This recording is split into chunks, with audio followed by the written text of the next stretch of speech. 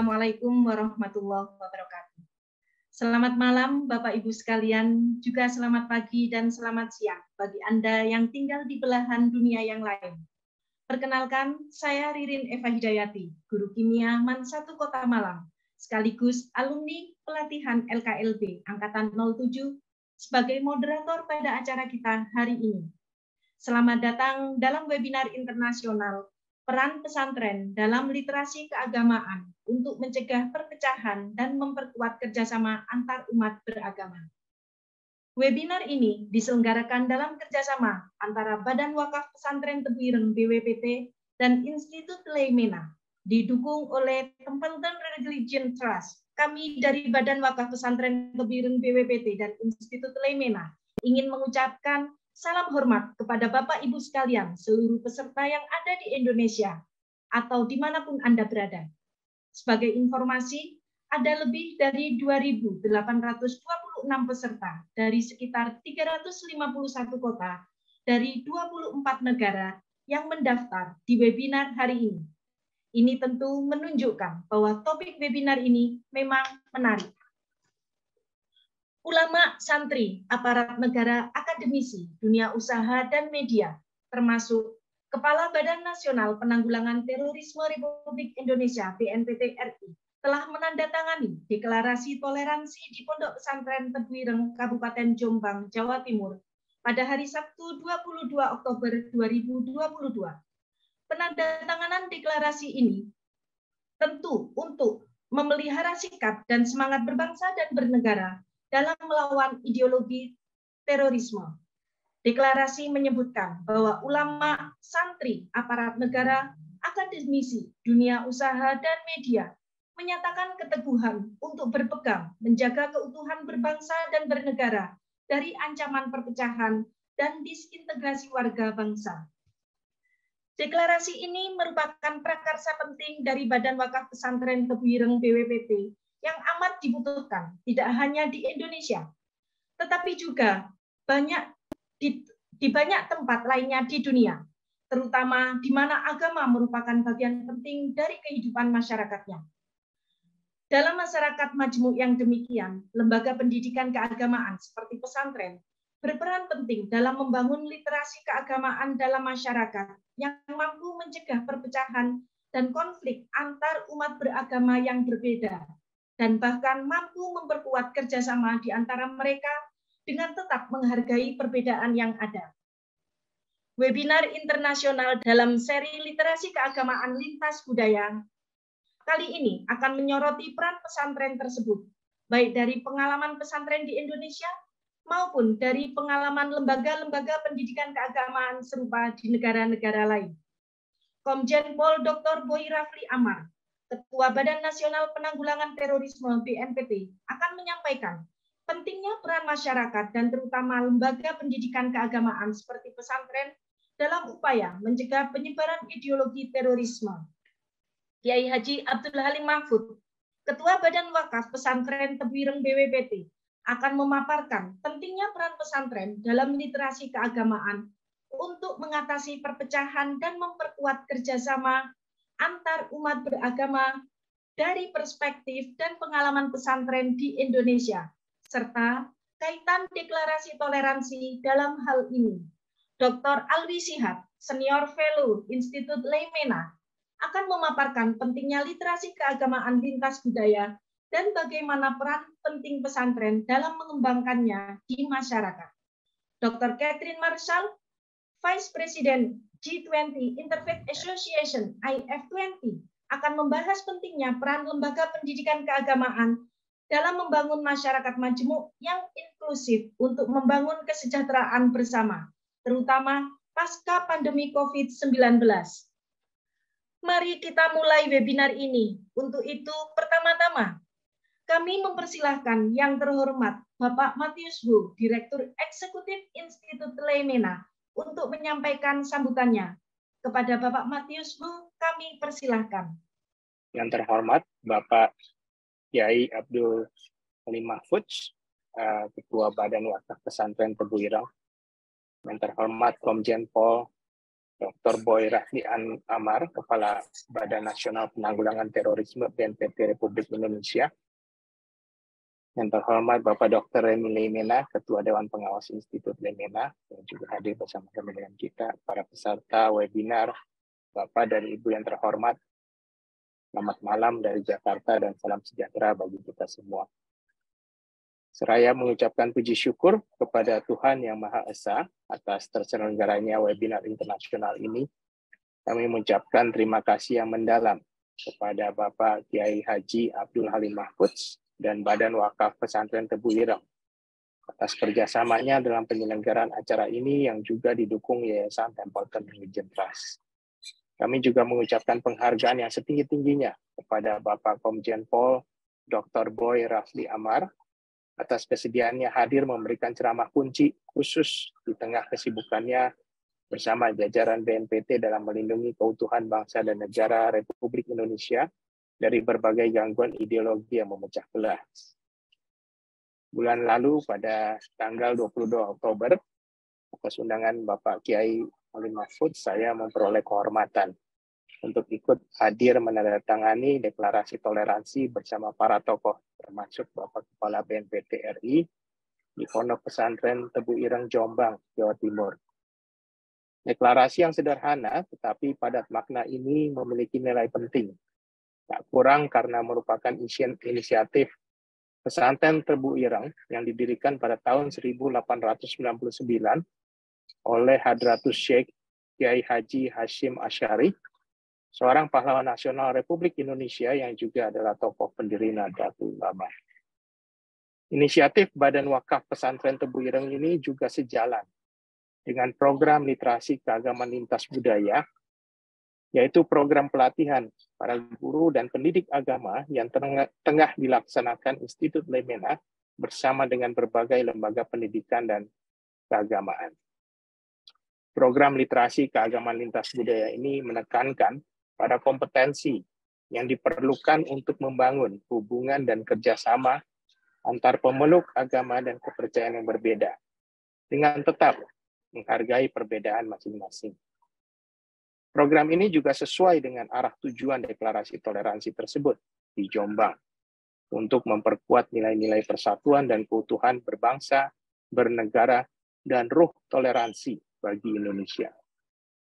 Sejak dimulai tahun lalu, 2.800 lebih guru dari 33 provinsi di Indonesia telah lulus dari program ini. Angkatan ke-24 tengah berlangsung minggu ini. Lebih jauh lagi, inisiatif penting Badan Wakaf Pesantren Tebu Ireng tersebut ditambah percakapan dengan Bapak Kiai Halim Mahfudz dan Pak Komjen Pol Boy Rafli Amar menyadarkan kami bahwa inisiatif ini, bahkan peran pesantren secara umum dalam literasi keagamaan untuk mencegah perpecahan dan memperkuat kerjasama antar umat beragama, perlu mendapat perhatian dan dukungan kalangan yang lebih luas. Tidak hanya di dalam negeri, tetapi juga di kalangan internasional. Hal ini karena tantangan yang dihadapi masyarakat majemuk seperti Indonesia tidak hanya datang dari dalam negeri, tetapi juga banyak dari luar negeri, dalam bentuk pengajaran-pengajaran dan ideologi-ideologi yang dapat merusak kerukunan antar umat beragama. Oleh karena itu, webinar internasional kali ini mencoba meletakkan peran pesantren dalam konteks menjaga keutuhan bangsa dengan menangkal ideologi-ideologi ekstremisme yang memecah belah, serta mengembangkan literasi keagamaan yang memperkuat kerjasama antar umat yang berbeda.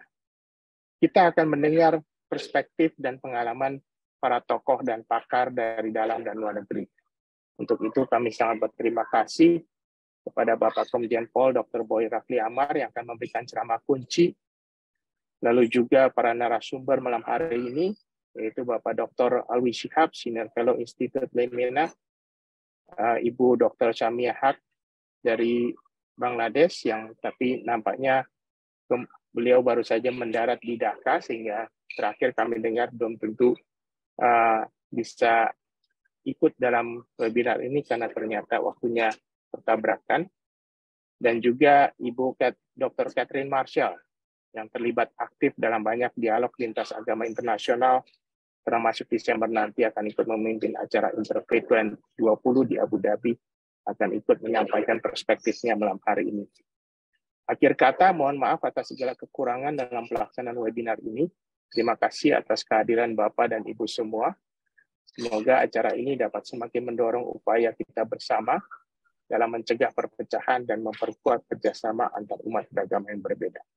Sekian dan terima kasih. Terima kasih Bapak Matius. Selanjutnya, kami mempersilahkan yang terhormat Bapak Kiai Haji Abdul Halim Mahfud, Ketua Badan Wakaf Pesantren Tebu Ireng BWPT, untuk menyampaikan sambutan serta ceramah kuncinya, sekaligus membuka secara resmi webinar kita pada malam hari ini. Kepada Bapak Kiai Haji Abdul Halim Mahfud, kami persilahkan. Terima kasih. Bismillahirrahmanirrahim. Assalamualaikum warahmatullahi wabarakatuh. Salam sejahtera untuk kita semua.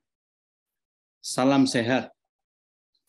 Mudah-mudahan webinar ini mendapatkan ridho dari Allah dan mendapatkan jalan keluar terbaik bagi keutuhan bangsa Indonesia, meningkatnya toleransi demi masa depan anak cucu kita.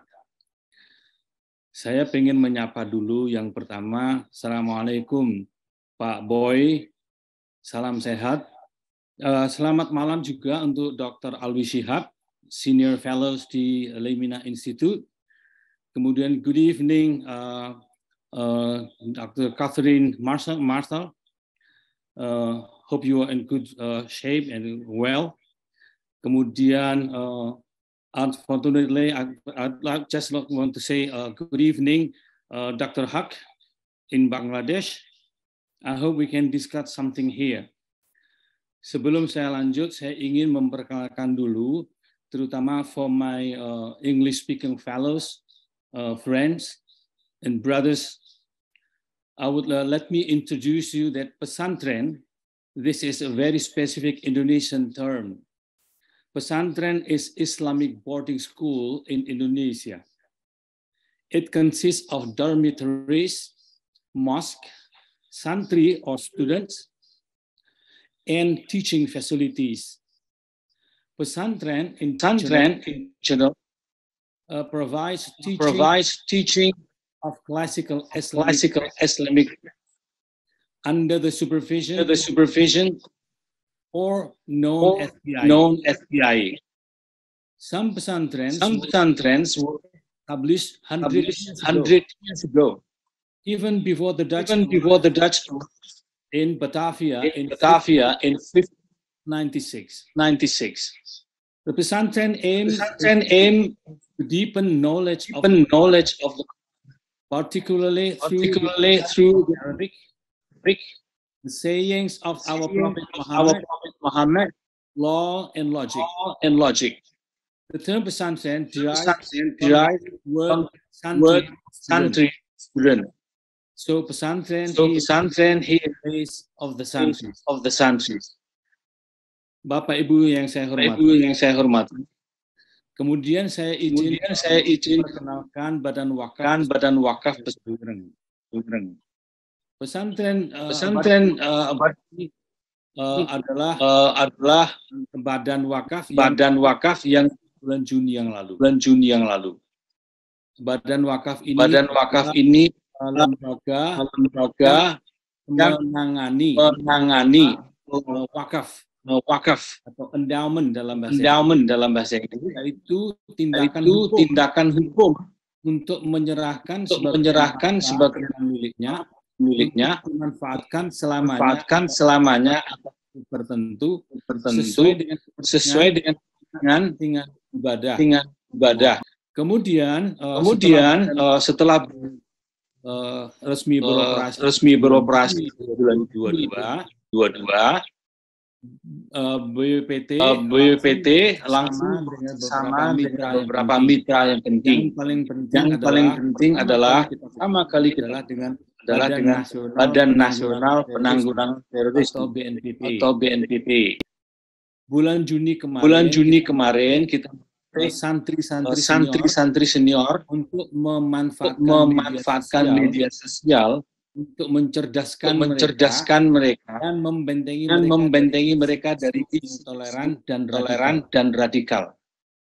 Kemudian kita juga bekerjasama dengan 10 pesantren tertua dan terbesar di Jawa Timur.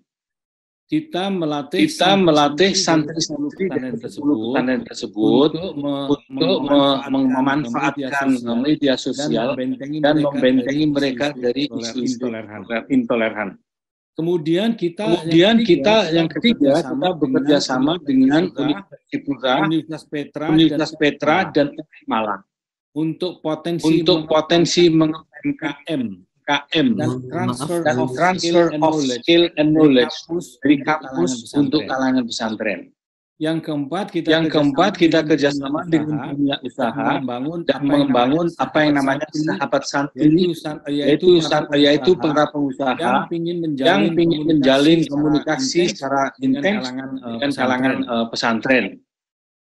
Kemudian terakhir kita kerjasama dengan media massa, kita bekerjasama dengan Kompas Group untuk penyebaran informasi positif. Jadi itu adalah program perintah Helix pertama BLBT dengan 5 elemen, 5 pilar dalam komunikasi publik. Jadi itu adalah 5 pilar Pentahelix yang kita terapkan dalam strategi komunikasi Badan Wakaf Pesantren Tebu Ireng dengan mitra-mitra kami.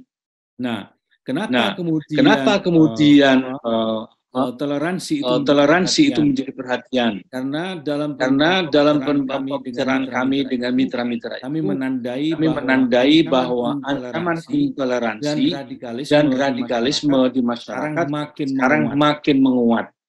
Makin menguat ancaman ini karena ada beberapa bidang yang jadi garapan makin intoleransi dan radikalisme.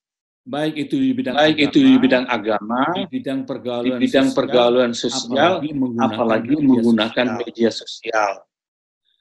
Di bidang agama misalnya kami menandai bahwa aliran agama yang asalnya di Timur Tengah itu mulai masuk ke Indonesia sejak tahun sekitar 40-50 tahun yang lalu.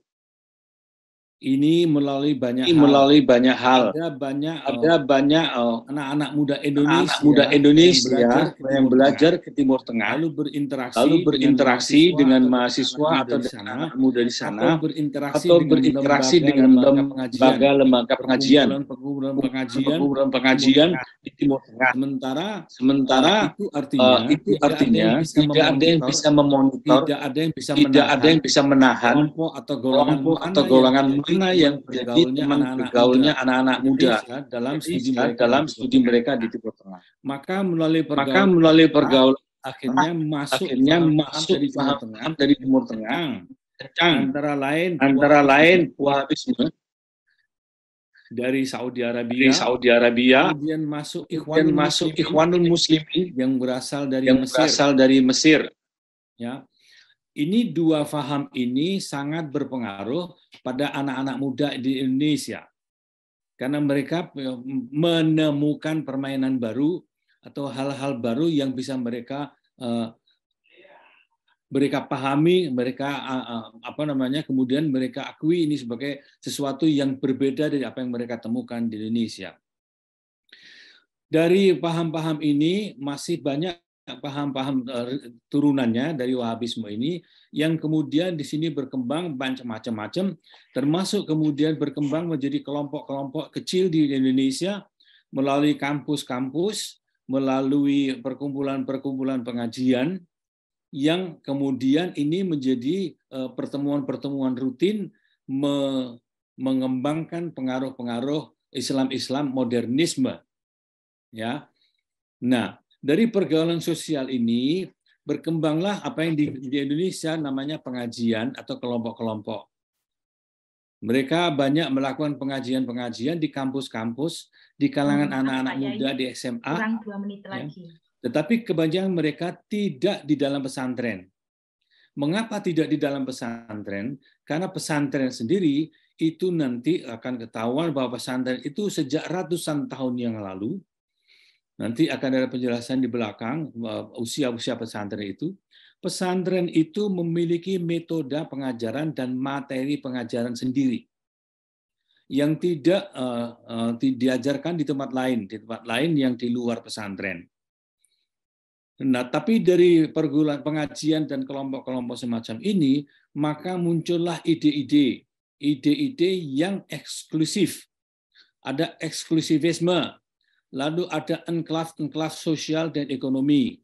Ini misalnya di Bogor itu ada perumahan yang khusus hanya untuk orang-orang Muslim, di mana mereka kalau pada waktu salat, rumah-rumah akan diketuk dan diminta untuk jamaah salat berjamaah.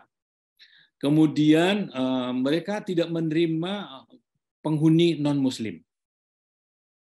Ini mulai berkembang ketika paham-paham baru dari Timur Tengah ini masuk ke Indonesia.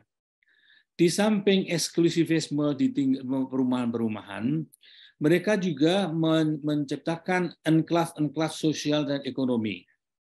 Misalnya ada kelompok sosial ibu-ibu yang khusus dengan teman-teman mereka sendiri dan tidak menerima atau sulit atau terhambat bergaul dengan teman-teman yang lain. Enklav sosial ekonomi ini termasuk diantaranya perumahan-perumahan yang tadi, bahkan di Jombang sekalipun ada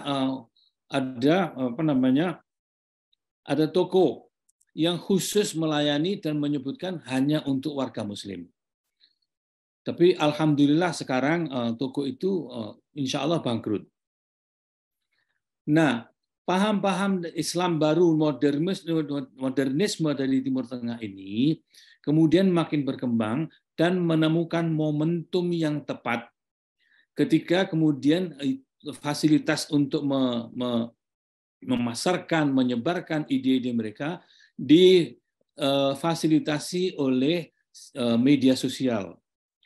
Yaitu ketika Facebook tahun 2004 diresmikan, Twitter tahun 2006 diluncurkan, Instagram tahun 2010 juga diluncurkan, dan TikTok tahun 2016. Semua media sosial ini memberikan fasilitas kemudahan dan kebebasan dalam menyampaikan pendapat, dalam menyebarkan faham-faham Islam modern. Ini makin menggila pada dekade 2004 sampai 2016.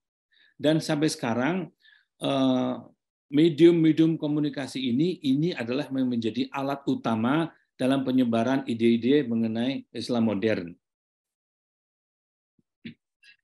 Nah, jika kita ngomong mengenai munculnya ide-ide yang kemudian ide-ide Islam modern yang terfasilitasi oleh media sosial, maka saya ingin kembali dulu kepada pesantren. Di mana sebenarnya peran pesantren? Secara historis, pesantren itu muncul sudah lama sekali. Pesantren yang paling tua dalam catatan saya itu adalah pesantren Al-Kahfi Somalangu di Kebumen, Jawa Tengah. Pesantren ini sudah berusia 544 tahun. 546 tahun. Ini bukti berdirinya pesantren. Nanti kalau Bapak Ibu berkunjung ke pesantren ini, di masjid itu ada batu yang bertuliskan di situ mengenai berdirinya pesantren. Ya. Yang kedua, pesantren Luhur Dondong, sebuah pesantren di Semarang yang usianya telah mencapai 413 tahun. Kemudian ada pesantren di Sampang, Madura, Nazhatut Tulab, yang sudah berusia 320 tahun.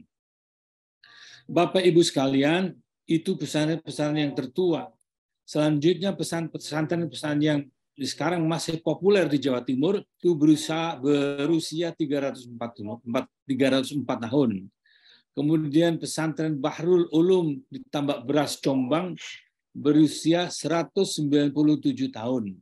Dan kemudian yang tidak ketinggalan pesantren Tebuireng yang berusia 123 tahun. Nah, dalam usia mereka yang sudah ratusan tahun itu, apa sebenarnya yang dilakukan oleh pesantren? Pada dasarnya, pesantren ini mengajarkan kitab-kitab klasik Islam. Kitab-kitab klasik Islam ini yang ditulis oleh para sarjana, para ilmuwan Muslim abad pertengahan atau mungkin pada awal-awal Islam. Ya. Kemudian kebanyakan pesantren ini mengajarkan Al-Quran dan akhlak. Di samping itu, pesantren juga memberikan ilmu pengetahuan lain terkait ibadah dan etika. Dan tidak lupa sangat tinggi memberikan perhatian pada toleransi. Kenapa? Kalau Bapak Ibu sempat berkunjung ke pesantren, Bapak Ibu bisa melihat bagaimana kegiatan santri di pesantren. Jadwal santri di pesantren rata-rata padat. Jam 3, mungkin sekarang ketika subuh itu begitu dini hari, 2:30 mereka sudah bangun untuk melakukan salat malam. Namanya salat tahajud. Itu nanti disambung dengan salat subuh. Pada sekarang salat subuh itu jam 3:45 di Surabaya. Di Jakarta mungkin selisih 15-20 menit. Kemudian setelah itu mereka akan melanjutkan salat subuh dan diikuti dengan ngaji kitab kuning. Kebanyakan kalau habis subuh ngajinya Al-Quran. Mereka mengaji Al-Quran sampai sekitar jam 6. Jadi saya sampaikan sedikit lagi peran pesantren kebangsaan. Jadi sebelum kemerdekaan, pesantren sudah mengendus adanya ancaman-ancaman intoleransi. Kemudian sekitar kemerdekaan, pesantren menyatukan Islam melalui MIAI. Pasca kemerdekaan, pesantren menerima Pancasila tahun 84, mensahkan perayaan Imlek tahun 1990, dan resolusi jihad tahun 45. Jadi pesantren mengajarkan kitab kuning yang berisi ilmu-ilmu agama, akhlak, ilmu pengetahuan umum. Pesantren menyatukan umat Islam sejak sebelum hingga setelah kemerdekaan, memperjuangkan kemerdekaan Indonesia dan terus memperkuat kerukunan antar umat beragama lewat toleransi dan sikap wasatiyah atau moderat. Saya harap ini bisa bermanfaat dan memberikan informasi awal. Monggo silahkan jika ada pertanyaan. Terima kasih. Wassalamualaikum warahmatullahi wabarakatuh. Assalamualaikum warahmatullahi wabarakatuh. Terima kasih kepada Bapak Kiai Haji Abdul Halim Mahfud yang telah menyampaikan sambutan, ceramah kunci, serta membuka secara resmi acara kita pada malam hari ini. Dengan demikian, kita dapat memulai sesi webinar ini. Setelah ini, satu pembicara kunci khusus dan 3 narasumber kita akan menyampaikan pemaparannya. Setelah selesai pemaparan dari pembicara kunci dan ketiga narasumber, maka akan ada sesi tanya-jawab. Sekarang, saya ingin mempersilahkan kepada Bapak Komjen Pol Dr. Boy Rafli Amar MH, Kepala Badan Nasional Penanggulangan Terorisme BNPT, untuk menyampaikan pemaparan kunci. Kepada Bapak Komjen Pol Dr. Boy Rafli Amar MH, kami persilahkan. Baik, selamat malam. Assalamualaikum warahmatullahi wabarakatuh. Salam sejahtera bagi kita semua. Om Swastiastu, Namo Buddhaya, salam kebajikan, salam Pancasila. Izin sebelumnya kami memperkenalkan diri, saya Mayor Jenderal TNI Nisan Setiadi, Deputi 1 Pencegahan, Perlindungan, dan Deradikalisasi Badan Nasional Penanggulangan Terorisme Republik Indonesia. Mohon maaf sebelumnya, barusan Bapak Kepala BNPT RI, Bapak Komjen Pol Dr. Boy Rafli Amar harus pamit karena beliau harus menyampaikan welcome dinner speech terkait dengan Aqaba proses atau Aqaba proses meeting, yaitu Aqaba proses Southeast Asia High Level Technology Meeting, yaitu untuk preventing terrorist and violent extremist exploitation of internet. Jadi beliau barusan pamit dan mohon maaf yang sebesarnya. Beliau juga menyampaikan salam hormat kepada, mohon maaf, Bapak Kiai Haji Guslim, kemudian juga seluruh segenap anggota Badan Wakaf, pimpinan dan pengurus pesantren, termasuk Direktur Eksekutif Institut Leimena, yaitu Bapak Matius Ho. Jadi permohon maaf dari beliau, saya barusan mengganti nih 5 menit yang lalu, mohon maaf, karena beliau harus menyampaikan welcome dinner. Tadi beliau di sini, di tempat saya langsung diperintah mohon maaf yang sebesarnya kepada para peserta webinar, dan akan saya bacakan sambutan atau mungkin materi beliau terkait dengan acara malam ini, yaitu webinar internasional seri literasi keagamaan lintas budaya dengan mengambil tema peran pesantren dalam literasi keagamaan untuk mencegah perpecahan dan memperkuat kerjasama antar umat beragama. Saya akan bacakan sambutan beliau. Assalamualaikum warahmatullahi wabarakatuh. Salam sejahtera bagi kita semua. Om Swastiastu, Namo Buddhaya, Salam. Salam kebajikan, salam Pancasila. Yang saya hormati Ketua Badan Wakaf Pesantren Tebu Ireng Kiai Haji Abdul Halim Mahfudz atau sering dipanggil Guslim. Kemudian segenap anggota Badan Wakaf, pimpinan dan pengurus pesantren Tebu Ireng. Kemudian Direktur Eksekutif Institut Leimena Bapak Matius Ho. Kemudian narasumber Break University Bangladesh Dr. Samia Hook. Kemudian selanjutnya Senior Fellow Institut Leimena Dr. Ali Syihab. Kemudian Vice President 20 Interfaith Association Dr. Catherine Marsal. Kemudian yang sama-sama dibanggakan dan muliakan seluruh peserta webinar. Alhamdulillah, puji dan syukur kita panjatkan kehadirat Allah Subhanahu wa taala, Tuhan yang Maha Esa, yang telah senantiasa memberikan limpahan rahmat-Nya sehingga pada kesempatan ini kita bisa bertatap maya atau online dan bersilaturahim pada kegiatan webinar internasional seri literasi keagamaan lintas budaya dengan tema peran pesantren dalam literasi keagamaan untuk mencegah perpecahan dan memperkuat kerjasama antar umat beragama. Hadirin yang saya banggakan, Indonesia adalah negara dengan dominasi penduduk beragama Islam yang ditandai dengan terdapatnya 26.976 pesantren yang tersebar di seluruh wilayah Nusantara. Menurut data Direktur Pondok Pesantren Kemenak per 2022, meskipun umat Islam Indonesia tidak termasuk generasi awal yang memasuki Islam, namun berdasarkan proyeksi Global Religious Futures 2021, penduduk Indonesia yang beragama Islam berjumlah 229,62 juta. Angka tersebut sebesar 10,51% dari total penduduk Muslim di dunia. Dengan kondisi sebagai negara mayoritas Muslim, keberadaan Indonesia dengan keanekaragaman ras, suku, agama, dan budayanya memiliki kekhasan juga dalam sistem pendidikannya. Pesantren merupakan salah satu sistem pendidikan tertua khas Indonesia yang terus berkembang hingga saat ini. Dalam upaya untuk terus memperkuat peran pesantren dalam pembangunan nasional dan untuk menjawab tantangan zaman modern, dibuatlah Undang-Undang Nomor 18 Tahun 2019 tentang pesantren.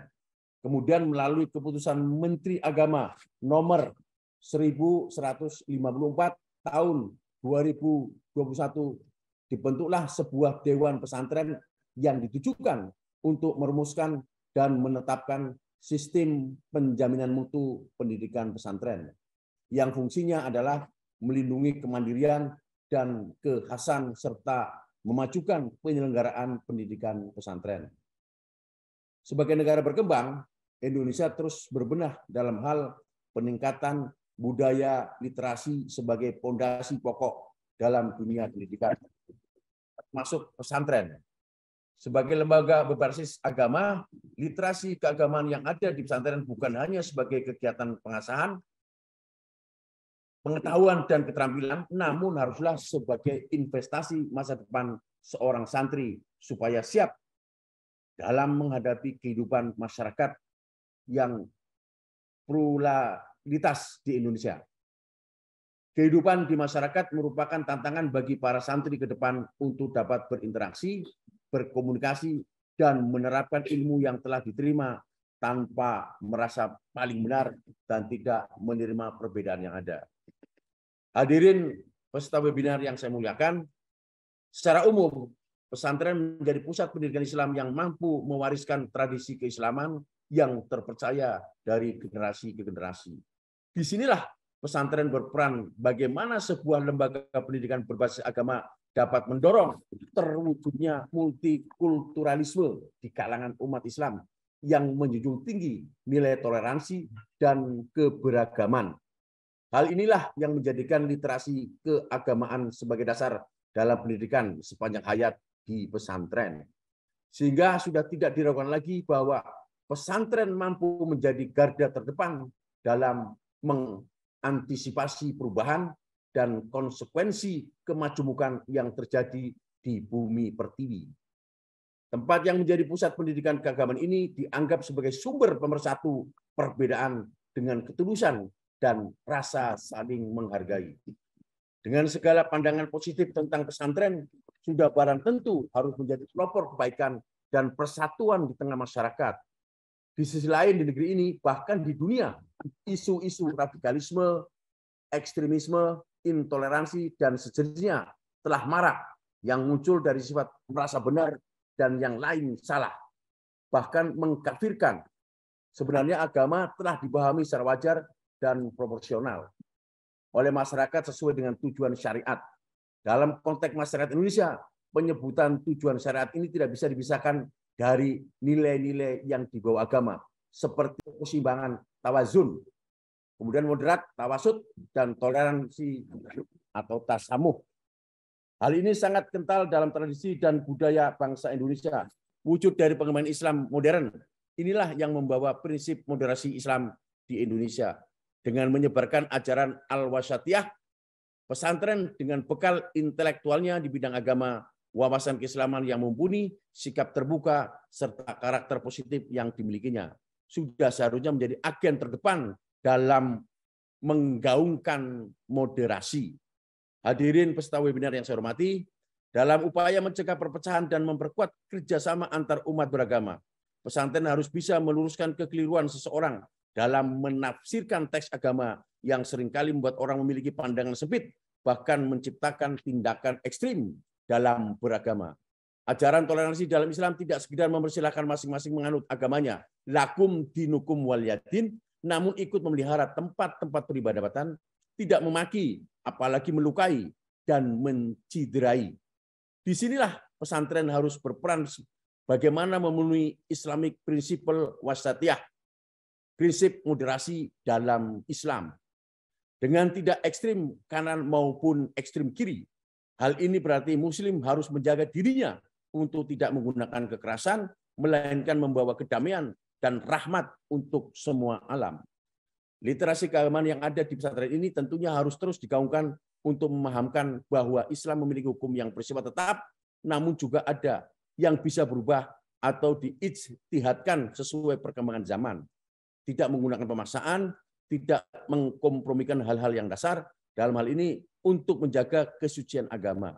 Namun mengkompromikan hal-hal fundamental dalam beragama, yaitu hidup rukun berdampingan dengan siapapun. Oleh sebab itu, pesantren dalam mencegah perpecahan dan memperkuat kerjasama antar umat beragama tentunya harus mengenalkan manusia akan perannya di antara makhluk lain dan tanggung jawab pribadinya dalam tata hidup bermasyarakat. Hadirin peserta webinar yang saya muliakan, peran yang dimainkan oleh pesantren sangat penting dan urgen. Waktu habis, Bapak. Upaya pemberdayaan dan literasi agamaan yang dilakukan pesantren terhadap bangsa ini diharapkan dapat membangun ketahanan dan pertahanan bangsa ini dalam menghadapi proses yang ada. Tugas pesantren adalah mencetak kader-kader agen perubahan bagi masyarakat yang diharapkan dapat menjadi struktur mediasi untuk memahami masalah yang muncul di masyarakat dan dapat menjembatani pemberdayaan masyarakat demi terwujudnya cita bersama. Membentuk bangsa yang aman dan damai, hal ini juga merupakan sebuah kebanggaan bahwa Indonesia dengan pesantren sebagai lembaga pendidikan berbasis agama berperan dalam mengatasi kemajuan yang ada, bisa dijadikan sebagai role model dalam model bangsa lain. Santri dan pesantren akan menjadi tumpuan di masa yang akan datang. Jangan sampai terjebak dalam kefanatikan yang salah. Moderasi beragama menjadi satu yang urgen untuk terus diterapkan dalam disebarkan. Dalam memandang sebuah keberadaan pemikiran moderasi beragama harus sesuai dengan porsi dan tempatnya hingga tercapai keseimbangan yang aman, damai, dan sejahtera. Demikian yang dapat disampaikan. Sekian dan terima kasih. Mohon maaf apabila ada kekurangan. Wassalamualaikum warahmatullahi wabarakatuh. Om Santi Santi Om. Salam Pancasila. 22 November 2022. Kepala Badan Nasional Penanggulangan Terorisme Dr. Boy Rafli Amar MH, Komisaris Jenderal Polisi. Selesai. Terima kasih Bapak Maijen TNI Nisan Sediati sebagai Deputi Bidang Pencegahan, Perlindungan, dan Deradikalisasi BNPT. Untuk selanjutnya, saya ingin mengundang Bapak Dr. Alwi Shihab, Senior Fellow Institut Lemena, untuk memberikan pemaparannya. Kepada yang terhormat Bapak Dr. Alwi Shihab, kami persilahkan. Bismillahirrahmanirrahim. Alhamdulillah wassalatu wassalamu ala Rasulillah wa ala alihi wa sahbihi wa man wala. Yang saya hormati Bapak Kiai Haji Abdul Halim Mahfud, yang saya hormati teman-teman dari Lemena Institute dan para narasumber. Assalamualaikum warahmatullahi wabarakatuh. Berbicara tentang pentingnya literasi keagamaan lintas budaya, kita sebagai umat beragama harus memiliki kompetensi-kompetensi untuk dapat mencegah adanya fanatisme yang buta, mencegah adanya keingkaran akan perbedaan dan kekerasan di dalam menghadapi perbedaan-perbedaan pandangan.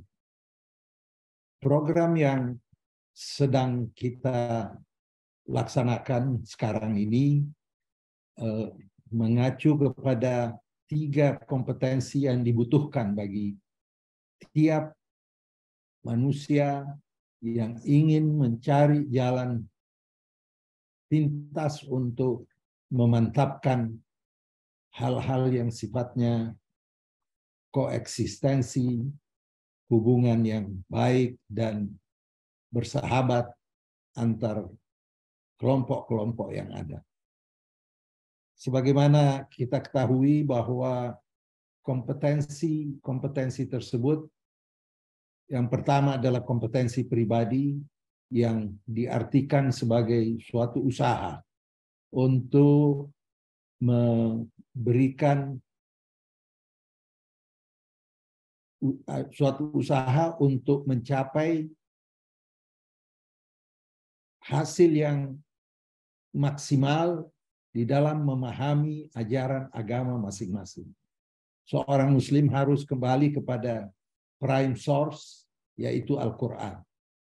Al-Quran telah memberikan kepada kita petunjuk-petunjuk yang sangat komprehensif dan luas dalam rangka kita berhubungan dengan pihak-pihak lain secara bersahabat.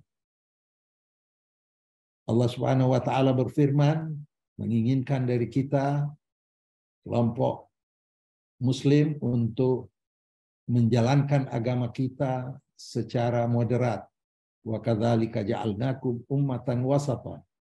Dikehendaki dari kita untuk menjadi umat yang berada di tengah, menghindari ekstremisme baik kiri maupun kanan. Kita diajarkan untuk tidak mencederai agama lain yang tidak sesuai dengan agama kita. Wala tasubbul ladzina yad'una min dunillah, dan seterusnya. Janganlah sekali-sekali kamu, wahai umat Islam, mencederai, mencaci agama lain, karena nantinya sebaliknya mereka juga akan mencaci Allah dengan cara yang berlebihan. Al-Quran juga menyampaikan kepada kita semua bahwa pada dasarnya Allah menciptakan manusia dengan segala macam latar belakangnya, etnis dan golongannya, untuk kita saling berinteraksi secara positif. Lita'arafu. Dan selanjutnya Allah menekankan huwallazi ansha'akum minal ard wasta'marakum fiha. Allah menciptakan manusia dari tanah dan memerintahkan manusia, seluruh manusia, untuk memakmurkan dunia ini. Artinya apa? Memakmurkan artinya mencegah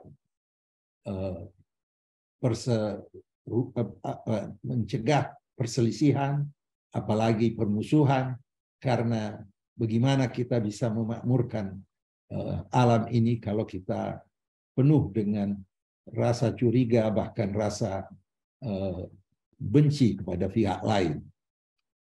Dan ditekankan pula di dalam Al-Quran, walau syaa rabbuka la amana man fil ardi kulluhum jami'an. Kalau Tuhan mau, niscaya Tuhan bisa menciptakan manusia yang ada di dunia ini semuanya beriman menjadi satu golongan saja, beriman dan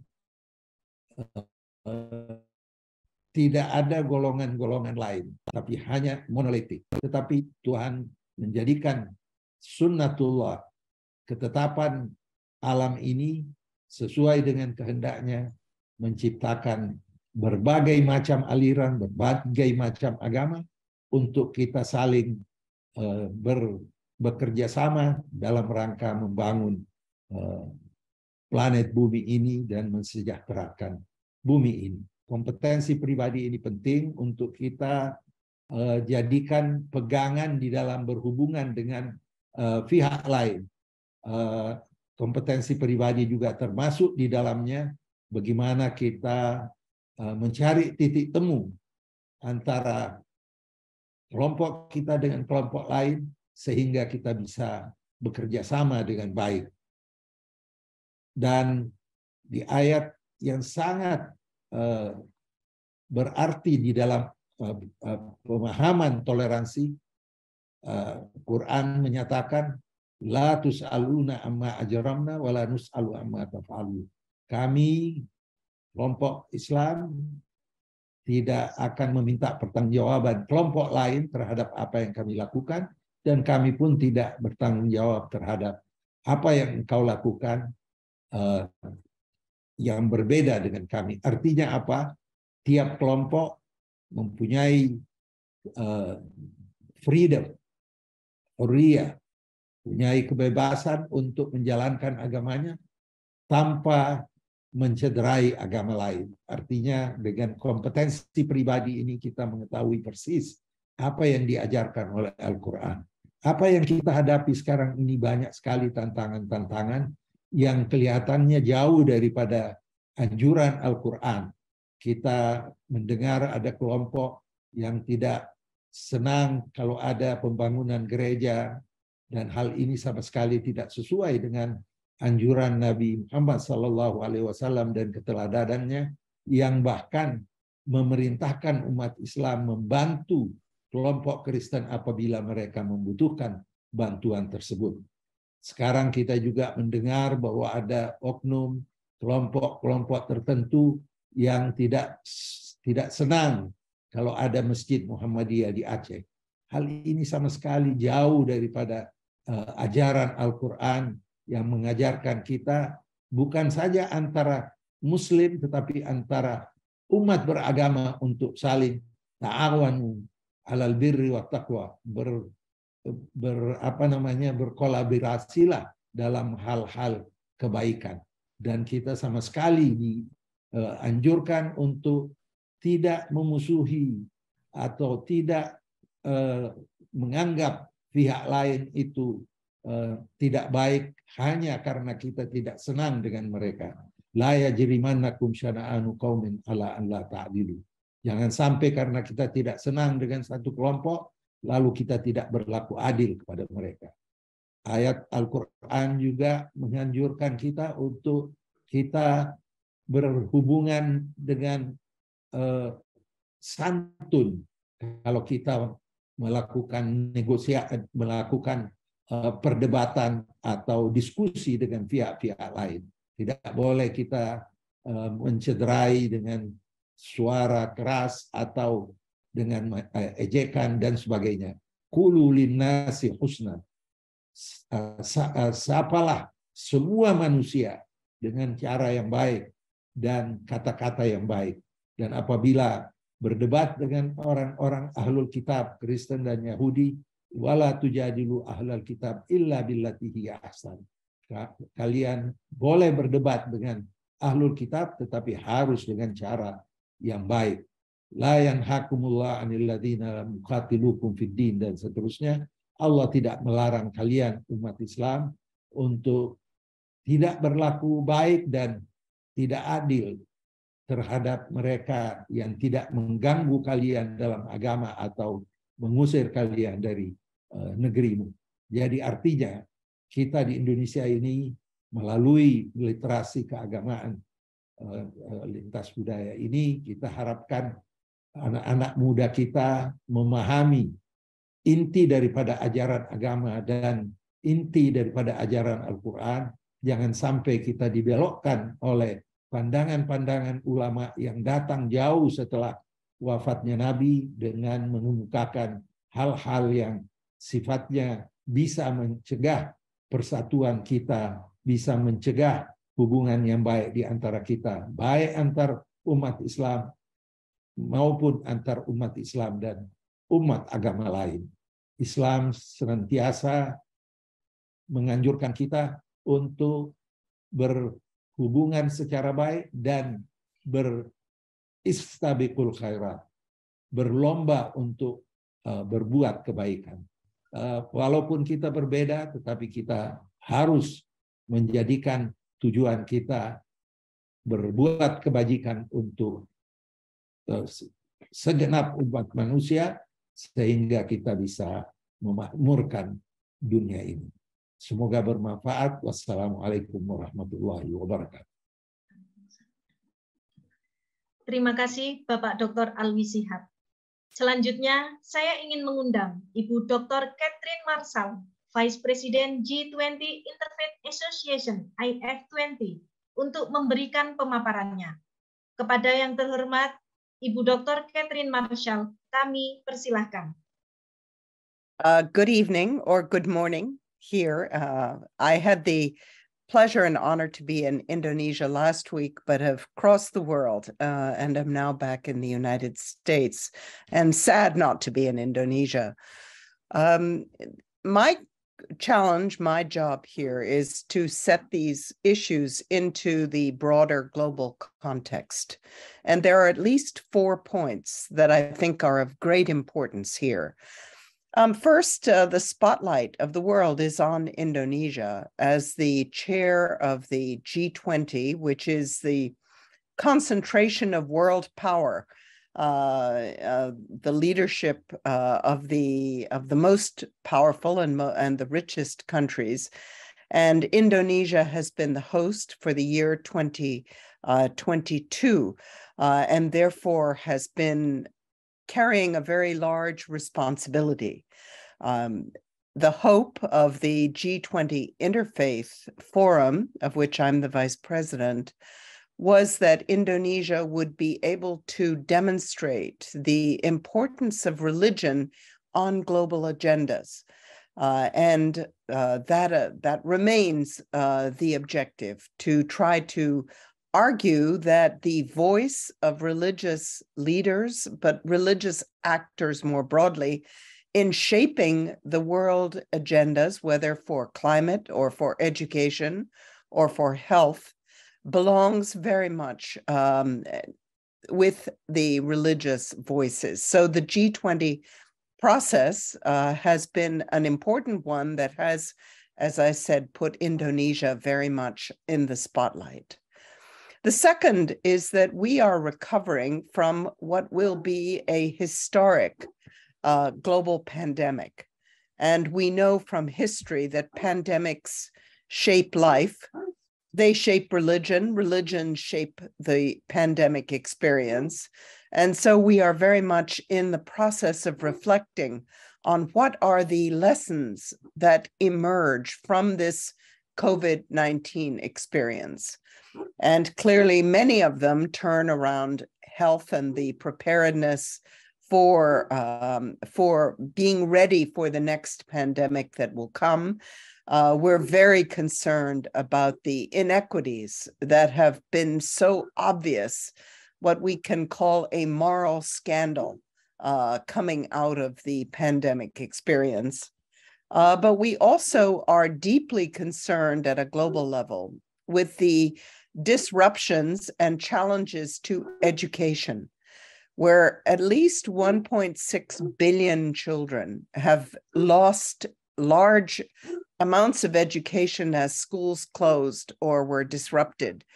And learning from Indonesia's experience in this, including the pesantren, is very important. Third, we know from history, from the Black Death, from cholera, from HIV/AIDS, from every pandemic, that pandemics are linked to an increase in conflict.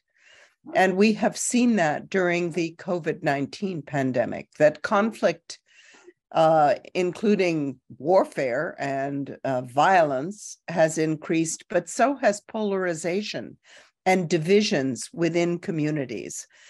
And I think this puts a tremendous weight on religious communities and on the qualities of moderation that you have been speaking about. That was the central theme of the meetings in Solo last week. The importance not of a tepid moderation, not of moderation as lowest common denominator, but moderation as a powerful and positive value. And that, I think, is something that we very much hope that the religious communities will follow. So those are our three. I think the fourth issue that, again, is related to the pandemic is that there is a global concern now about the viability and the direction of education. And one part of that is clearly the role that religion plays in education. Now here, one part of the role that religion plays is the role of education systems like the pesantren that are run by and guided by religious communities and religious entities. So we call this education by religion. So in many countries, you have different systems that range from preschool education through the most sophisticated and advanced education systems that are essentially run by religious communities. So I think that this education by religion, the example of the pesantren in Indonesia, is a crucial one that needs to be much better understood at a global level, because I think it has combined both the freedom and independence, but also the positive link to national objectives. So that, I think, is a vitally important set of lessons that have yet to be taken into account in many countries. Another area that we need to look at is how religion is dealt with in public education systems, what we call education about religion, and the link to understandings of teaching on values. How is this working? And then we also need to understand better the ways in which future religious leaders are trained. And where are they getting not only their religious training, but also their understanding of the global issues of conflict, of the planet, of inequality, of economic systems. How are religious communities and religious leaders coming to understand those important objectives? So I think that what my comments here highlight is first the vital role of education. We sometimes say, what are the priorities for the world? The answers are education first, education second, and education third. Secondly, the importance of Indonesia and much more sophisticated and widespread understanding of Indonesia's examples. And third, that Indonesia and the pesantren system be part of the global reflections about the future of education and how it links to religious literacy, but also to linking the roles of religion to the broader challenges that we face for the planet. So thank you. Terima kasih, Ibu Dr. Catherine Marshall. Selanjutnya, saya akan membuka kesempatan untuk bertanya jawab dengan Kiai Haji Abdul Halim Mahfud serta kedua narasumber. Tim kami akan membacakan pertanyaan yang masuk untuk masing-masing narasumber. Terima kasih. Saya ingin membacakan pertanyaan kepada Kiai Haji Abdul Hakim Mahfud. Pertanyaan adalah, bagaimana strategi pesantren untuk mencegah munculnya intoleransi, politik identitas, maupun radikalisme yang saat ini rata-rata pertanyaan melihat di dua sisi. Yang pertama muncul di dunia maya, medsos, dan yang lainnya, dan yang muncul melalui pesantren-pesantren baru yang tadi juga Kiai munculkan. Bagaimana itu? Jadi sebenarnya pesantren sudah punya sistem pendidikan sendiri yang kemudian sangat mendorong pada pemahaman ajaran-ajaran Islam. Dari kitab-kitab klasik itu yang diajarkan di sana itu termasuk yang penting adalah akhlak, dan di dalam akhlak itu adalah toleransi di sana. Jadi sebenarnya pesantren sudah punya bekal yang sudah diberikan kepada para santri mengenai toleransi, menjaga hubungan, dan menghormati keberadaan orang lain. Apalagi jika mereka mengkaji dengan dasar Al-Quran. Sebab disebutkan di salah satunya, di antaranya, Allah menciptakan manusia ini memang berbeda-beda dari suku, dari ras, bangsa, dan segala macam. Hanya untuk satu tujuan, lita'arafu, untuk saling mengenal. Dan ini yang seringkali dilupakan oleh manusia. Kalau Qur'annya sudah sering mengingatkan itu. Jadi ini sudah value sudah ada di pesantren. The issue adalah bagaimana pesantren itu memahami dan menerapkan isu value itu terhadap pergaulan mereka sehari-hari. Nah, di sini yang saya ingin mendorong pesantren sendiri untuk lebih banyak aktif menyampaikan keluar value-value di pesantren itu dalam mencegah intoleransi dan radikalisme. Banyak value-value yang positif dalam pesantren, tetapi banyak juga yang belum tersampaikan keluar. Jadi saya kira pesantren perlu lebih banyak membangun komunikasi dengan pihak luar, terutama menyampaikan pesan-pesan positif mengenai toleransi. Itu yang paling penting. Bagaimana caranya? Pesantren tidak mungkin bekerja sendirian. Kenapa? Karena pesantren itu sebagian besar tinggal di daerah-daerah pinggiran. Sedikit sekali pesantren itu yang bergerak di arus utama komunikasi masyarakat.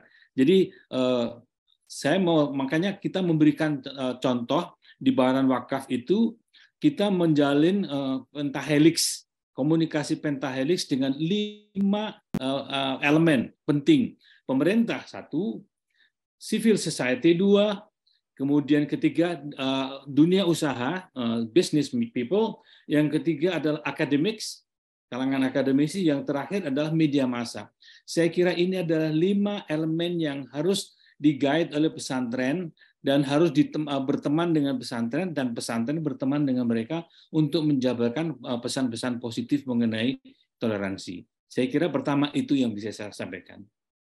Baik, Bapak, terima kasih. Untuk selanjutnya, pertanyaan untuk Dr. Alwi Shihab. Pertanyaan untuk Dr. Alwi Shihab dari Misran Panjaitan. Apakah dimensi ontologis keagamaan sudah cukup untuk membawa sebuah kompetensi pribadi bagi umat beragama dalam membina kerukunan yang saling toleransi dan tidak menciderai atau mencaci penganut agama lain? mengingat kehadiran manusia yang multikultur di permukaan bumi ini untuk sebagai khalifah dan saling ta'aruf? Sebagai seorang Muslim, kita percaya dan kita dapat menyaksikan betapa tuntunan-tuntunan Al-Quran dan keteladanan Nabi dan ucapan serta anjurannya sekian banyak yang bisa menjadi sumber bukan saja pengetahuan tapi sumber implementasi kerukunan antar umat beragama. Yang menjadi masalah adalah perjalanan pemahaman suatu agama itu sangat dinamis dan bisa berubah interpretasi atau penafsiran nas atau teks-teks Al-Quran dan hadis yang akhirnya bisa memberikan kesan seakan-akan tidak sesuai dengan apa yang disampaikan oleh Al-Quran. Saya beri contoh yang aktual. Beberapa waktu yang lalu ada seorang ustadz yang menyitir hadis Nabi yang mengatakan bahwa barang siapa yang menggunakan celana atau jubah yang di bawah tumit, maka dia masuk neraka. Ini suatu statement yang sangat berbahaya. Karena apa? Karena dia tidak mengetahui atau tidak menjelaskan kapan Nabi menyampaikan hal itu dan dalam konteks apa hal itu disampaikan. Kalau dia hanya menyampaikan seperti itu, maka berbondong-bondong orang untuk menggunakan celana cingkrang atau jubah yang cingkrang karena ada ancaman masuk neraka. Seharusnya kalau dia betul-betul mengetahui ilmu-ilmu hadis dan ilmu-ilmu Al-Quran, selalu dikaitkan dengan asbabin nuzul atau sebab-sebab turunnya ayat Al-Quran, sehingga ada konteksnya, dan asbabil wurud artinya sebab-sebab yang menjadikan ucapan Nabi itu demikian. Nah, kalau Ustadz tadi itu tidak menjelaskan hal-hal tersebut, maka umat yang mendengar seakan-akan itu satu putusan Islam dan putusan Nabi bahwa orang Muslim harus cingkrang. Kalau tidak, dia masuk neraka. Kalau dia mengerti dan mengetahui sebab-sebab ucapan tersebut yang disebabkan karena pada masa jahiliyah orang-orang Arab itu menyombongkan kekayaannya dengan menggunakan jubah yang di bawah tumit karena adanya unsur kesombongan dan arogansi, maka Nabi menyampaikan hal tersebut. Tetapi apa yang disampaikan oleh Ustadz tersebut tidak dijabarkan, tidak disampaikan bahwa hadis ini konteksnya adalah cara orang berpakaian di bawah tumit dengan dibarengi atau diiringi dengan arogansi dan kesombongan dan menunjukkan kemewahan. Nah, itu yang dilarang oleh Rasulullah SAW. Jadi banyak hal yang semacam ini terjadi. Sama dengan pada pada saat kita merayakan Christmas, maka berdatanganlah fatwa yang mengatakan tidak boleh kita mengucapkan Selamat Natal, karena Selamat Natal itu kita seakan-akan percaya dengan apa yang dipercayai oleh umat Kristiani bahwa Nabi Isa adalah anak Tuhan. Padahal sebenarnya ucapan Selamat Natal ini dimulai di dalam Al-Quran kepada Nabi Isa, wassalamun alaihi yauma wulida wa yauma yamutu wa yauma yub'atsu hayya. Al-Quran mengatakan bahwa selamat sejahtera bagi Nabi Isa pada saat dia dilahirkan, pada saat dia meninggal dan pada saat dia dibangkitkan kembali. Artinya selamat kepada Nabi Isa itu sudah dimulai dalam Al-Quran. Kok ada kelompok yang melarang untuk menyatakan selamat Natal? Karena apa? Karena dipengaruhi oleh situasi perang. Setelah perang salib, ada tokoh yang bernama Ibn Taimiyah menulis buku yang isinya Al-Jawabus Sahih liman baddala dinal Masih, koreksi terhadap orang-orang Kristiani yang yang merubah ajaran-ajaran Yesus. Ibn Taimiyah hidup pada situasi perang antara umat Islam dan umat Kristiani, sehingga keluarlah ucapan-ucapan tidak boleh mengucapkan selamat Natal, seorang Muslim tidak boleh berdekatan tinggalnya dengan orang Kristen, dan itu sama sekali tidak sesuai dengan anjuran Nabi. Anjuran Nabi pada perjanjian dengan umat Kristiani yang ada di Najran di Arabia dinyatakan bahwa umat Islam, kalau umat Kristiani membutuhkan bantuan, maka hendaknya dibantu dan tidak boleh dianggap hutang. Jadi perbedaan antara prime source yaitu Quran dan hadis dan secondary source atau yang menjadi pandangan ulama berbeda, sehingga timbullah hal-hal yang kita hadapi sekarang ini, seakan-akan Islam itu tidak toleran. Karena apa? Karena pandangan ulama yang keliru, yang tidak mengikuti jejak Nabi Muhammad yang sangat toleran, dan ayat Al-Quran yang juga sangat toleran. Jadi ini tantangan yang kita hadapi, banyaknya pandangan-pandangan ulama sepanjang sejarah ini yang terkadang bertentangan dengan apa yang disampaikan oleh Al-Quran dan hadis Nabi Muhammad SAW. Ini tantangan kita. Yang saya sampaikan tadi bahwa ada kelompok yang tidak memperkenankan satu gereja dibangun di Cilegon, itu sama sekali bukan Islami. Dan juga yang tidak mau menerima pembangunan masjid di Aceh oleh sekelompok orang di sana, ini juga tidak Islami. Jadi jangan kita lihat pandangan ulama, kita kembali kepada prime source, kembali kepada sumber utama Al-Quran. Dan sumber utama Al-Quran itu sangat toleran. Banyak ayat-ayat yang kita tidak sempat untuk menyampaikan di sini, betapa toleransi yang dinampakkan oleh Al-Quran dan oleh keteladanan Nabi Muhammad SAW. Oke, terima kasih. Selanjutnya, pertanyaan untuk Dr. Catherine Marshall. Baik, pertanyaan akan dibacakan dalam bahasa Inggris. Questions from Muhammad Hatta. For Catherine, how do you see the benefit of religious values in creating collaboration within pluralistic society?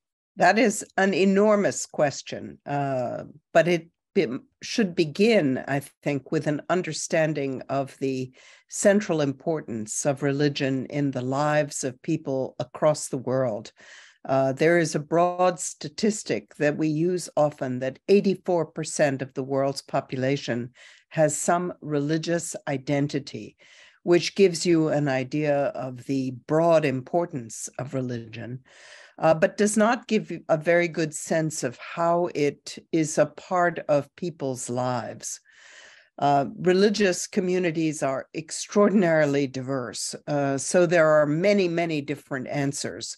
But clearly, for many, the religious teachings are core to people's beliefs in the way they relate to others. So when we look at trying to come with some central set of values, to my mind, the single most importance is the caring for people who are vulnerable, which I think is a central value to each religious tradition in its own way, whether that is for orphans, for widows, for refugees, for those who are part of conflict, for those who are disabled, for so many parts of the world community that are suffering. That, to me, is, for example, what the central voice of religion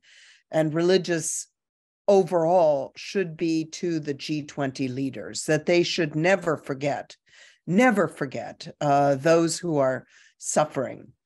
I think that leads to another core value, two core values, which I think are of great importance. One of them clearly is the theme of acceptance and tolerance, the common humanity that several people have mentioned today. And that translates into a desire, a curiosity to understand others.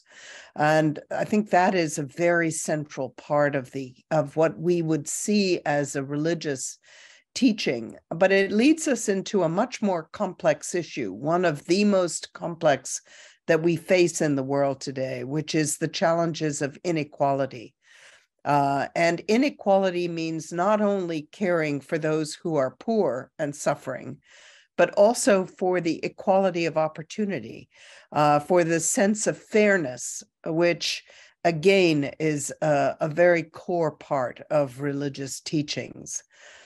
I think when we go to another set of the core teachings of religion, of religious traditions, because religion has very little meaning just in itself. It's so many different themes, but peace and protection of the planet and caring for the environment also emerge from so many different traditions, whether it's Islam, Christianity, Buddhism, all of them, a central part of their teachings are this question of care and this yearning for peace and opposition to conflict.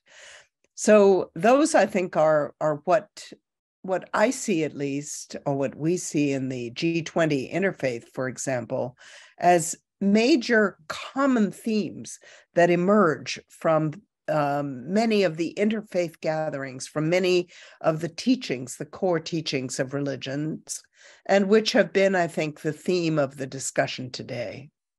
Thank you. Baik, terima kasih Dr. Catherine Marsal. Kita akan buka termin selanjutnya, pertanyaan untuk Kiai Haji Abdul Halim Mahfud. Terima kasih. Banyak pertanyaan muncul, Kiai, mirip dengan pertanyaan pertama tadi, terutama tentang bagaimana pesantren di dunia maya. Mungkin nanti Pak Yai sedikit elaborasi, tapi pertanyaan utama untuk sesi ini sebetulnya tentang bahwasanya pesantren sudah khas Indonesia, sudah dikenal, punya sejarah yang panjang. Bagaimana sistem pesantren ini menjadi sistem pendidikan kewargaan global citizenship education sebagai kontribusi Indonesia pada dunia. Demikian, ya. Baik, terima kasih. Saya kira pertanyaan ini agak mirip dengan pertanyaan yang pertama tadi. Jadi saya masih tetap ingin menekankan bahwa sekarang di zaman ketika komunikasi itu begitu luber, begitu terbuka, dan memberikan banyak peluang kepada siapapun, termasuk pesantren, maka ini adalah waktunya pesantren itu memanfaatkan teknologi komunikasi untuk menyebarkan pesan-pesan positif, termasuk toleransi. Ini yang ingin saya tekankan. Bagaimana caranya? Mohon maaf, memang yang saya pahami beberapa pesantren itu masih ada dalam lingkungan-lingkungan yang belum banyak masuk dalam arus komunikasi publik, ya, karena pengalaman-pengalaman yang lalu, pengalaman panjang pesantren yang kebanyakan ada di daerah di luar arus utama, itu kebanyakan mereka belum masuk dalam menyampaikan pesan-pesan sebagai pesan-pesan arus utama. Jadi rekomendasi saya pengen menyarankan kepada pesantren untuk membuka diri dan menyampaikan pesan-pesan. Di pesantren itu banyak sekali pesan-pesan yang sangat positif yang belum dikenal oleh publik. Sekarang waktunya pesantren menyampaikan pesan itu kepada publik. Bagaimana caranya? Monggo silahkan membuka diri. Silahkan sekarang mulai menjalin hubungan dengan kelompok-kelompok di luar pesantren. Kayaknya teman-teman, saudara-saudara kita di luar pesantren, sebangsa dan setanah air, juga menantikan pesan-pesan positif dari pesantren. Ya, ini kesempatan, ini peluang. Bagaimana caranya? Yang tadi saya sampaikan, di Badan Wakaf Pesantren Tebu Ireng ini kita menjalin menggunakan strategi pentahelix, memanfaatkan 5 pilar. Yang pertama tadi saya sebutkan pesantren dengan pemerintah. Pemerintah di sini nanti akan bisa berkembang. Saat ini yang kita sudah menjalin hubungan itu adalah dengan BNPT. Tapi tidak menutup kemungkinan dan sangat akan kita lakukan kemudian adalah kita menjalin hubungan dengan lembaga pemerintah yang menangani pendidikan, misalnya Kemendikbud. Kita akan menyampaikan pesan kepada mereka, pada Kemendikbud, betapa pentingnya membangun komunikasi agar value-value, nilai-nilai positif di pesantren itu bisa diserap di dunia pendidikan. Bagaimana caranya? Itu teknis yang akan kita bahas dengan Dikbud. Ya, itu juga kenapa kita perlu bekerja sama dengan para akademisi di kampus-kampus. Kita akan menimba ilmu mereka dan kita akan menyampaikan kepada para akademisi itu hal-hal positif dari pesantren. Itu juga kenapa kita bekerja sama dengan dunia usaha. Teman-teman dunia usaha ini punya jaringan yang berbeda dan punya jalur-jalur yang berbeda dari teman-teman yang lain. Kita perlu memanfaatkan jaringan mereka. Dan terakhir dengan media massa itu yang mutlak kita perlukan. Di samping media sosial iya, tetapi media massa tetap menjadi jalur utama menyampaikan pesan-pesan positif dari pesantren. Jadi mereka saya ingin sampaikan kepada pesantren sekarang, pergilah keluar, bicaralah dengan teman-teman di luar pesantren. Mereka sangat rindu pesan-pesan positif dari pesantren untuk bisa disebarkan. Terima kasih. Baik, terima kasih. Selanjutnya pertanyaan untuk Dr. Alwi Shihab. Pertanyaan dari Anton Hernawan.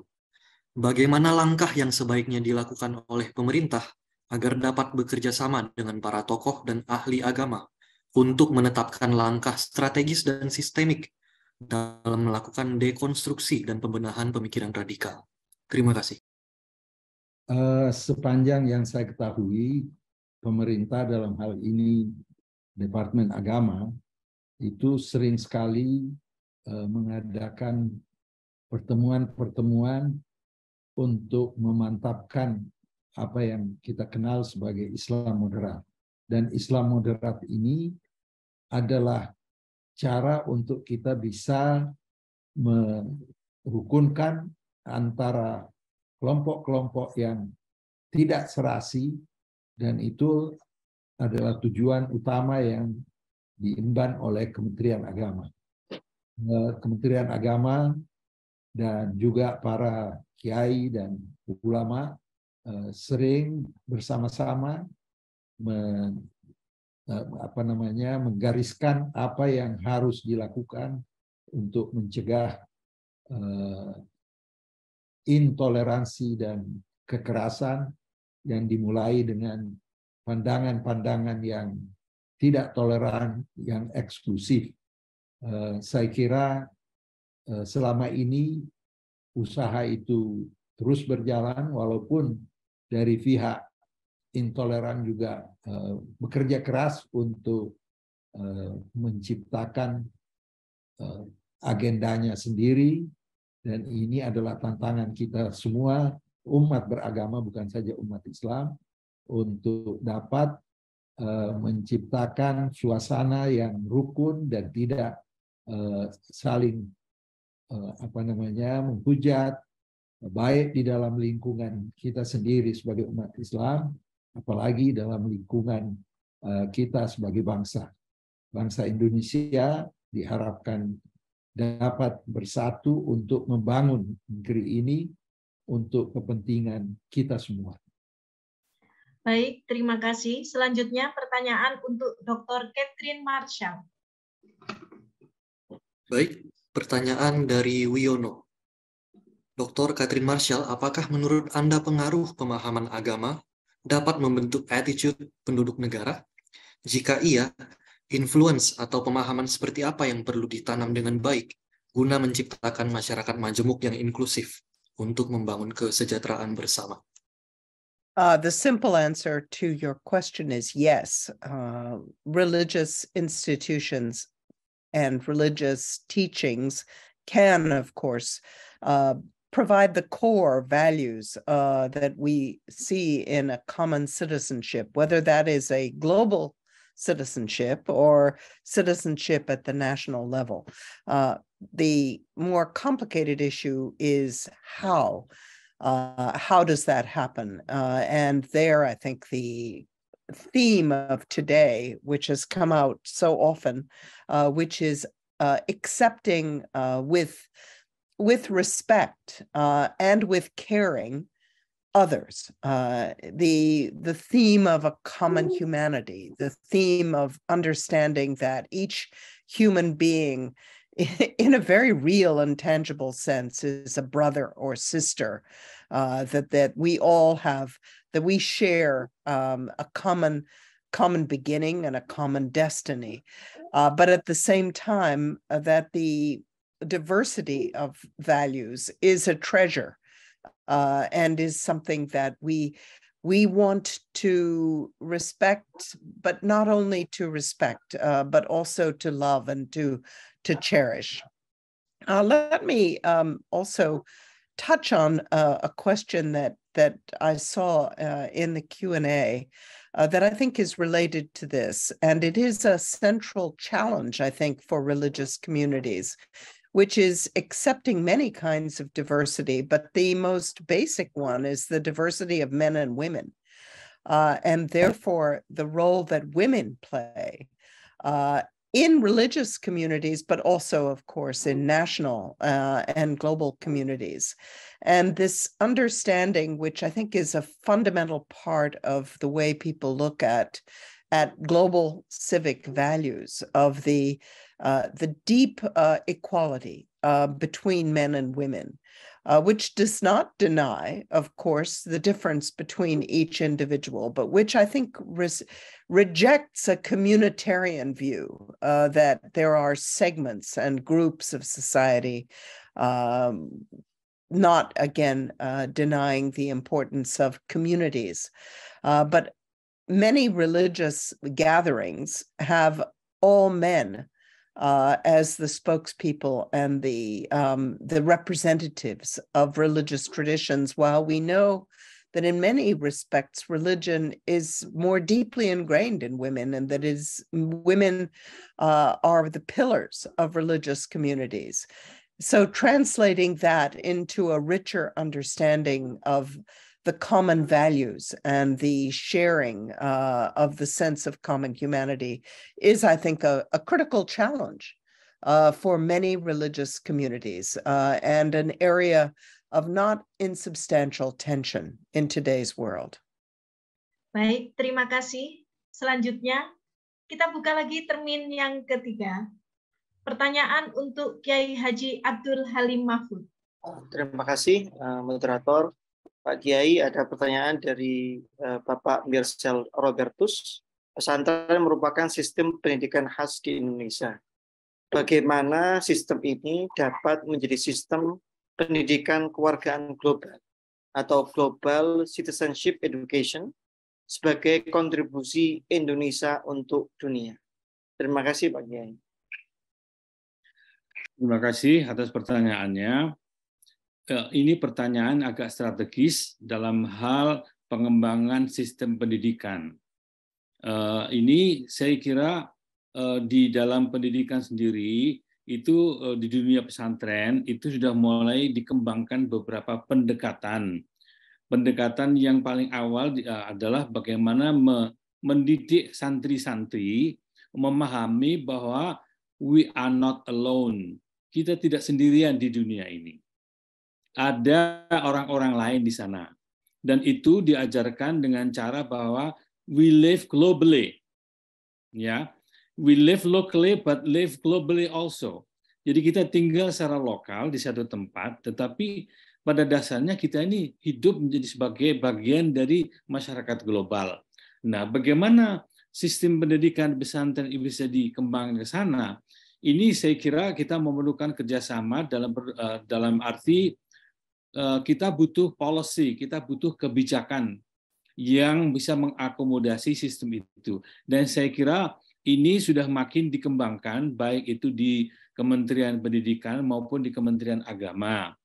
Itu sudah banyak dikembangkan program-program yang memfasilitasi para santri bisa belajar di luar mata pelajaran klasik yang ada di pesantren.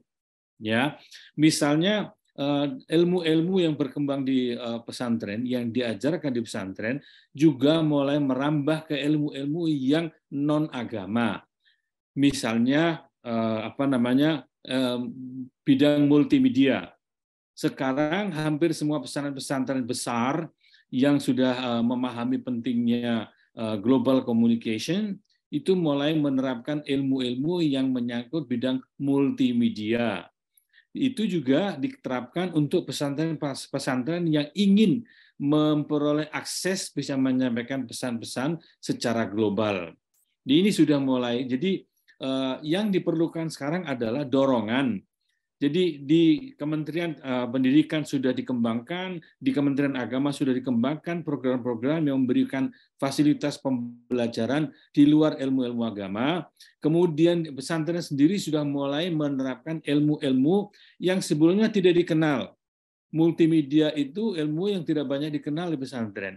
Tetapi sekarang mulai banyak pesantren mengajarkan multimedia.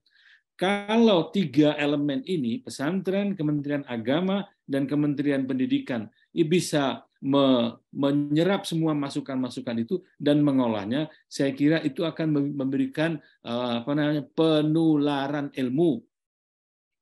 Ilmu apa saja yang mendidik anak-anak muda di pesantren bisa dikemas sedemikian rupa dan menjadi cara pola pengajaran dan pendidikan anak-anak muda di tempat-tempat yang lain. Saya kira itu. Tetapi ini sekali lagi perlu kebijakan yang strategis nasional. Jadi kalau perlu ini Kementerian Agama dan Kementerian Pendidikan kemudian pesantren bisa duduk bareng dan membahas bagaimana pengajaran pendidikan di pesantren menjadi model pendidikan untuk anak-anak di Indonesia. Terima kasih. Baik, terima kasih.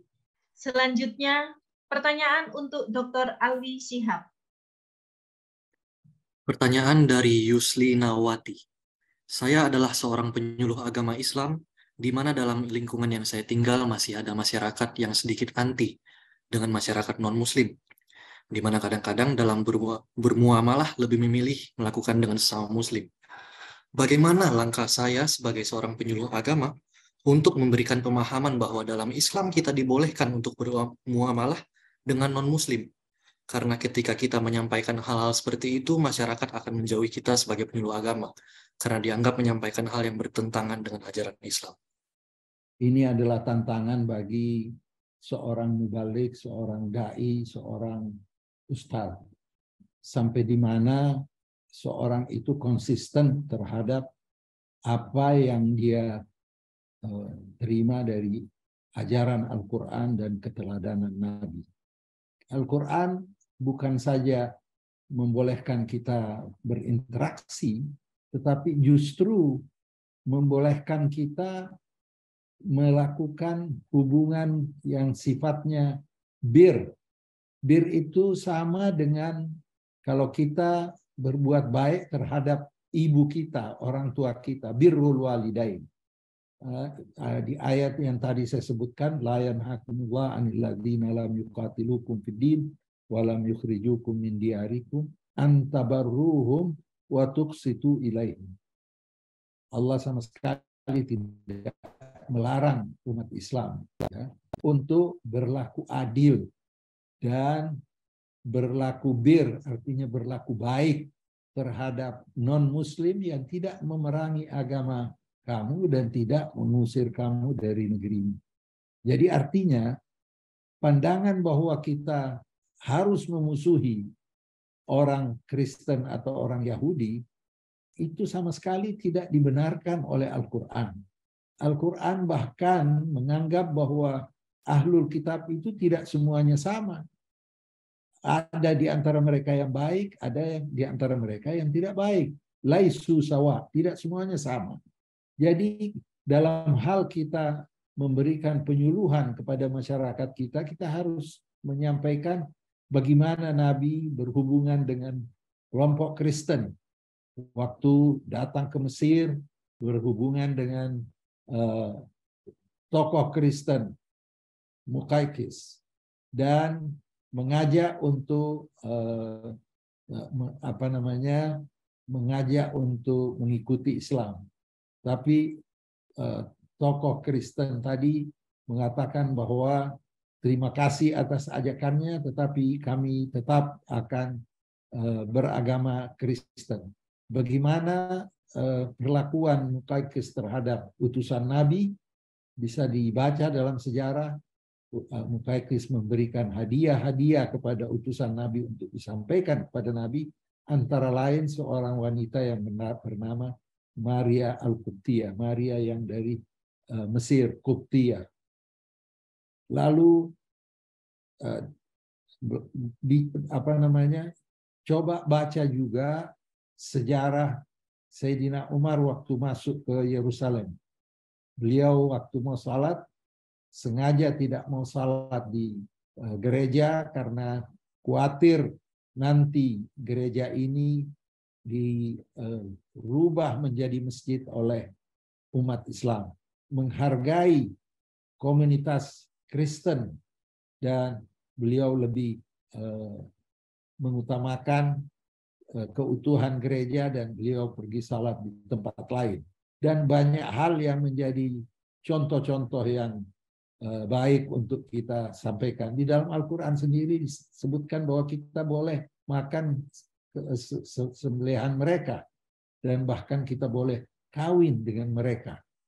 Dan ini kan kalau orang kawin, boleh kawin, berarti bisa kita percayakan anak-anak kita kepada ibu yang Kristen. Itu boleh. Walaupun banyak ulama-ulama yang menafsirkan ayat-ayat tersebut bahwa keadaan sekarang sudah berubah. Tetapi pada dasarnya Islam tidak pernah mengajarkan untuk kita memusuhi agama lain. Bahkan kita diajak untuk mencari titik temu. Ada ayat Al-Quran yang intinya qul ta'alu ila kalimatin sawa bainana wa bainakum. Katakan wahai Muhammad kepada mereka, mari kita cari titik temu di antara kita. Apa titik temu di antara umat Kristiani dan umat Islam? Bahwa kita sama-sama menyembah Tuhan yang satu dan kita tidak mensekutukan Tuhan. Jadi kita selalu diajak untuk berhubungan baik dengan kelompok Kristen dan juga kelompok agama lain dalam rangka kita menciptakan kehidupan yang tentram, yang sejahtera. Islam datang rahmatan lil alamin. Rahmat bagi alam semesta. Dan rahmat itu tidak akan mungkin terjadi apabila agama ini mengajarkan kita untuk memusuhi kelompok lain, sehingga kelompok lain itu akan membalas dengan permusuhan yang sama atau mungkin yang lebih. Dari itu sekarang ini ada usaha untuk kita kembali kepada keteladanan Nabi dan kembali kepada anjuran Al-Quran agar kita berusaha bersama-sama untuk menciptakan kebaikan di atas permukaan bumi ini. Kalau kita memperlakukan kelompok Kristen atau kelompok lain tidak sesuai dengan ajaran Al-Quran, maka itu sering disebabkan karena ada pendapat-pendapat ulama yang keras, yang merasa bahwa keadaan sekarang itu sudah berubah dibandingkan keadaan pada waktu Nabi. Tetapi itu tidak bisa dijadikan alasan. Karena prinsip dasar Al-Quran dan keteladanan Nabi, kita harus qulu linnasi husnan. Kita harus menyapa semua orang dengan cara yang baik. Dari itu, usahakan disampaikan kepada mereka bahwa kita tidak boleh memusuhi kelompok Kristen. Jangan ikuti pandangan ulama yang hidup pada masa perang salib, karena perang salib itu perang 200 tahun antara umat Islam dan umat Kristiani. Jangan ikuti pendapat mereka itu. Sama halnya kita pada saat mau mengikuti pandangan Bung Karno, jangan ikuti pandangannya sewaktu beliau mengatakan ganyang Malaysia. Pada waktu itu konteksnya adalah konteks untuk ganyang Malaysia yang dibantu oleh kelompok atau kekuatan kolonial. Tapi sekarang ini tidak bisa kita jadikan itu menjadi suatu slogan kita. Malaysia adalah serumpun dengan kita, tetangga kita, kita harus baik dengan mereka. Jadi kalau kita mengikuti pandangan Soekarno untuk diterapkan sekarang, itu tidak cocok lagi. Sama halnya apabila kita mengikuti pandangan ulama-ulama garis keras dari kelompok Wahabi, Salafi, dan sumbernya dari Ibn Taimiyah, maka di Indonesia sudah tidak bisa kita terapkan hal itu karena kita berusaha untuk menjadi Muslim yang moderat, Muslim yang santun, Muslim yang tidak mengkafirkan, Muslim yang tidak mencederai agama lain, bahkan Muslim yang harus berusaha untuk menciptakan persaudaraan dan kerukunan di antara kita. Semoga bermanfaat. Baik, terima kasih. Pertanyaan terakhir adalah pertanyaan untuk Dr. Catherine Marshall. Pertanyaan dibacakan dalam bahasa Inggris. Question from Bhakti. You mentioned before that pesantren-based religious education is playing an important role in spreading and moderate religious values to prevent religious extremism and radicalism. Do you think that the curricula and the religious values being implemented and practiced by the pesantren in Indonesia is compatible within global values, system, and standard? Thank you. Clearly, I am not the expert here on the pesantren curriculum. And from what I understand, they can be quite diverse, despite what is an extraordinary effort in Indonesia to assure a common core, both of values and of content in the pesantren system. In other countries, one of the characteristics of education provided by religious institutions is that it is often quite decentralized, and therefore there is considerable diversity within it. From what we hear and know, however, Indonesia's program overall to strengthen and to bring some common core to the pesantren system is extraordinary and is an exemplar on the world front, and therefore something that is very much worth looking at. I'm sure that there are many areas where the scholars that are represented here and the leaders see areas for improvement. That certainly is true, for example, in the United States and in other countries that we are working in, where education is a constant effort at learning from others and improvement. And it is one that is deeply challenged by the facets of modernity that include the spread of information, but above all, the spread of misinformation, and therefore the potential for distortion of even the best teachings in many different settings. So my message then, my answer to your question is that the Indonesia example is, as I've said before, an extraordinary example that should be better known, one that is being developed and expanded day by day, and pesantren by pesantren, and that the challenges that the pesantren faces are not dissimilar to the broad challenges that educational systems globally in Indonesia, but across the world are facing, both in the aftermath of the COVID pandemic, with some of the, what we call the polycrisis, the extraordinary series of crises that the world is facing today. And therefore, it is a place where important reflections on values and future directions can take place, one where there is much learning to be gained from looking at different experiences. Thank you. Terima kasih, Dr. Catherine Mas. Dengan berat hati, kita harus menutup sesi tanya jawab ini.